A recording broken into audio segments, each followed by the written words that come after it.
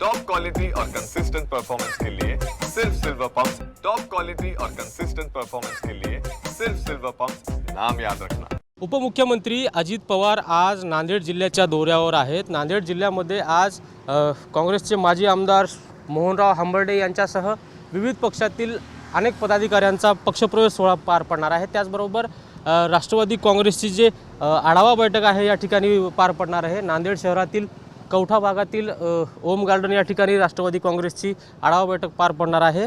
या आढावा बैठकीला उपमुख्यमंत्री तथा पक्षप्रमुख अजितदादा पवार हे मार्गदर्शन करणार आहेत। त्याचबरोबर नांदेड जिल्ह्यातील कंधार तालुक्यातील उमरज हे ठिकाण आहे। उमरज या ठिकाणी सुद्धा अजितदादा यांचे 2 कार्यक्रम आहेत।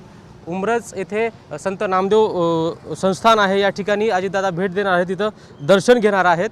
त्याचबरोबर सकाळी 10:30च्या दरम्यान ओम गार्डन येथे जे आहे अजितदादा यांच्या उपस्थितीत आढावा बैठक पार पडणार आहे। या ठिकाणी आपण पाहू शकतो बैठकीच्या ठिकाणी जे आहे सुरक्षेच्या दृष्टिकोनातून पोलिसांचा कडेकोट बंदोबस्त पाळण्यात येत आहे। या ठिकाणी ये जा करणाऱ्या लोकांना पुरेपूर त्यांची तपासणी केली जात आहे। सुरक्षेच्या दृष्टिकोनातून कुठलीही अनुचित प्रकार घडू नये यासाठी पोलीस प्रशासन या ठिकाणी मोठ्या प्रमाणात तैनात करण्यात आलेला आहे।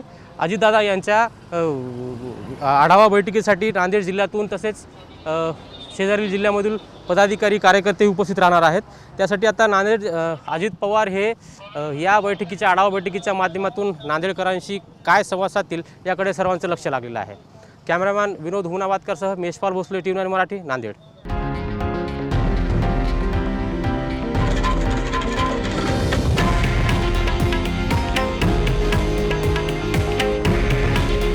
हे आहे देशातील नंबर 1 न्यूज नेटवर्क आणि आपण पाहत आहात TV9 मराठी। काळजी तुमची, हित महाराष्ट्राचं।